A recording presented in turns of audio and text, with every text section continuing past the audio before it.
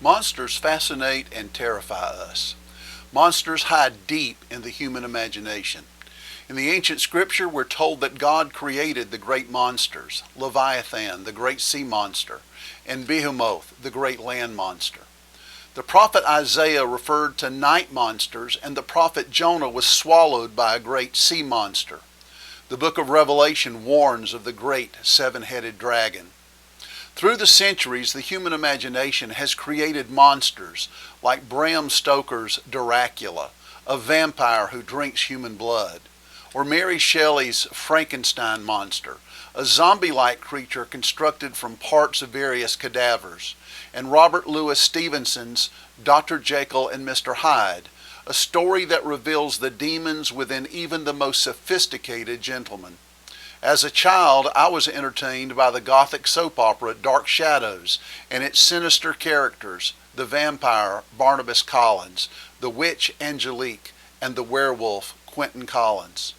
Human history has its own monsters, serial killers like Ted Bundy, Jeffrey Dahmer, and Karla Homolka. Religious fanatics like Jim Jones, David Koresh, and Osama bin Laden, and genocidal rulers like Joseph Stalin, Adolf Hitler, Mao Zedong, and Idi Amin. These human monsters look like us, and they remind us that the wickedness of humanity is great on the earth, and every intent of the thoughts of their hearts is only evil continually.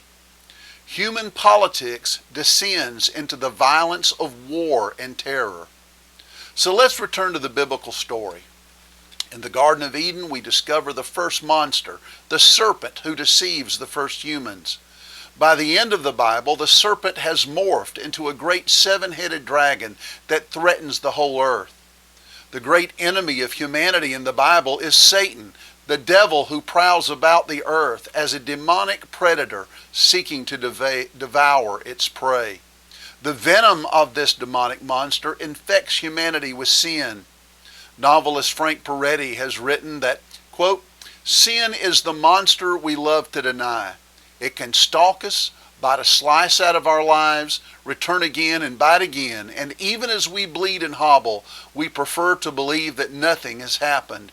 That makes sin the perfect monster, a man-eater that blinds and numbs its victims, convincing them that nothing is wrong and there is no need to flee, and then consumes them at its leisure," unquote. The Apostle Paul warns us of the monstrous condition of humanity. He said, "Their throat is an open grave. With their tongues they keep deceiving. The venom of asp is under their lips. Their mouth is full of cursing and bitterness. Their feet are swift to shed blood. Destruction and misery are in their paths."